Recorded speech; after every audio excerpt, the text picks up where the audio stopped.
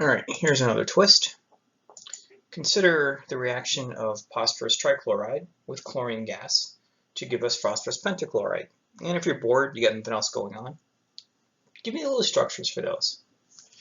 But our pressing matter. We have this mixture in a 5-liter container at 25 degrees Celsius. I have 0.022 molar PCl3. I've got 0.004 molar chlorine and 0.04 molar PCl5. And note 0.04, 0.004. The equilibrium constant for this reaction at that temperature is known to be 1,000. And my question to you is this mixture at equilibrium or is it not? And how could you figure that out? Think about it for a minute. Punch some numbers if you like. So what you could do is evaluate the equilibrium constant expression with these concentrations. So again, products raised to the power of their coefficients over the reactants raised to the power of their coefficients. This one's easy, coefficients are all 1. And you just plug in the concentrations that were just flat out given to you. And you get, drum roll please, 454, which is decidedly not equal to 1,000, which is the equilibrium constant. Now, this number is in fact, or any number is in fact equal to Q, which is called a reaction quotient. So reaction quotients are constructed exactly the same way that equilibrium constants are. They just do not refer specifically to a set of equilibrium concentrations. In fact, equilibrium constants are a specific subset of reaction quotients that apply to systems that are at equilibrium.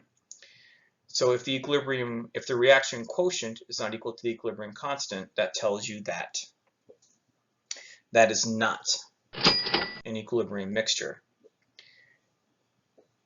But you should be able to calculate Q given numbers like this, because you construct it the same way of the equilibrium constants. But the next question is,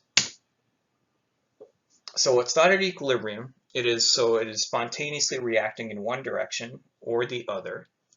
Which one, forward or backwards?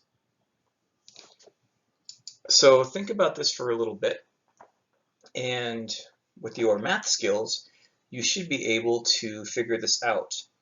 Again, knowing that if the reaction is going forward, this concentration is increasing, these concentrations are decreasing, and if the reaction is going in the reverse direction, this is decreasing and these guys are increasing.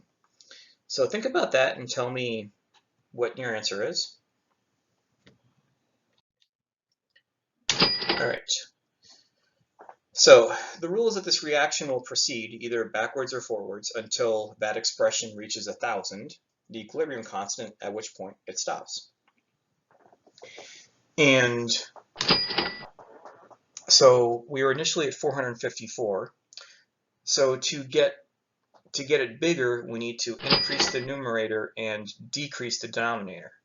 So we need to increase the PCl5 concentration, and at the same time, we're going to decrease the concentration of PCl3 and Cl2.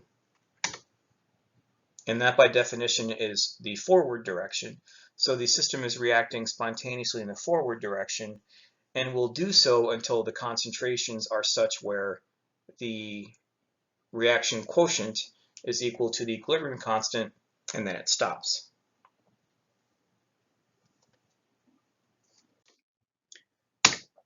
All right, so let me get the whole slide up here.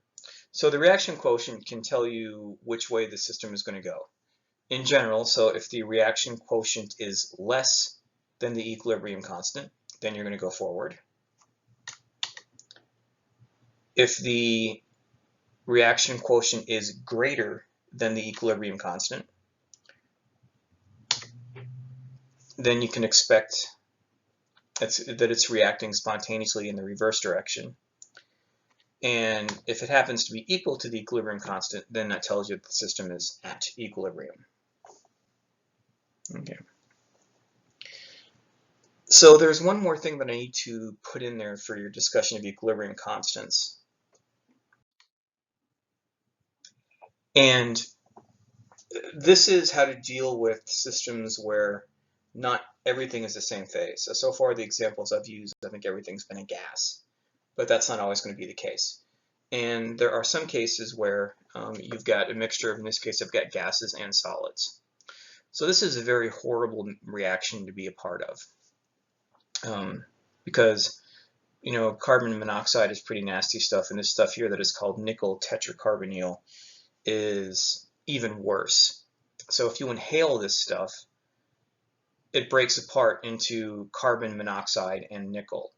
So the carbon monoxide, so you get carbon monoxide poisoning, so the CO bonds to the sites in your hemoglobin that oxygen normally goes to, but carbon monoxide does not let go. So once a red blood cell has carbon monoxide attached to it, it's gone. It's no longer useful for oxygen transport. So it kills you that way. And on top of that, along with putting carbon monoxide into your red blood cells, the resulting nickel metal also plates out your lung cells, which makes them useless for oxygen transport either. So as one of my graduate advisors said, first it kills you and then it kills you. So don't breathe nickel tetracarbonyl. What's the equilibrium constant for expression for this reaction? Well, from what I've told you before, you might answer this, and I would hope to see this. So it would be the concentration of the nickel tetracarbonyl divided by the concentration of the nickel and the concentration of the carbon monoxide. So here's the thing.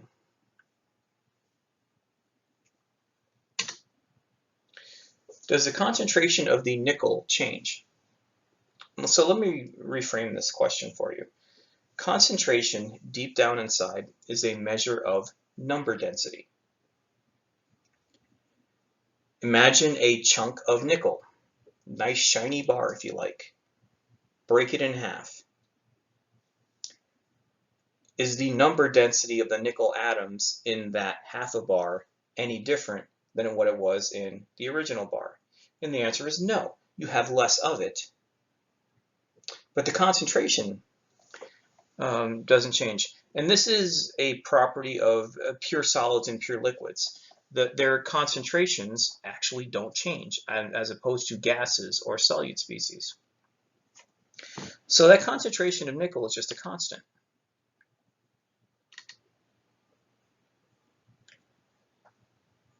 And you could, if you were so inclined, rearrange this to have both constants on the same side of the equation and consolidate them, because scientists don't like more terms in equations and expressions than we need to. And so a constant times a constant is simply another constant. What I've labeled here is Kc2. And this is kind of a thing that chemists do, I think maybe just to confuse you. But in the end, it's to relieve you from having to figure out or look up the concentration of pure nickel or pure water or whatever. So when you see an equilibrium constant for something that has pure solids or pure liquids in it, it's this.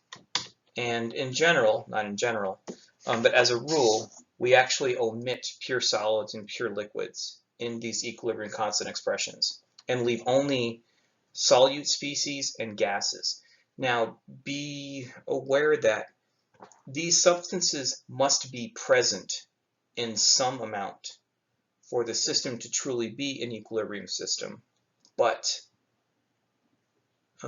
their concentrations throughout the process don't change, and so they don't show up in these equilibrium constant expressions. So when you see the equilibrium constant expression for this reaction in a book somewhere, or if you Google it, what you're seeing is actually this one, but that's fine. All right, and in the next video, we're going to be talking about what happens when you disturb an equilibrium, and we will see you there.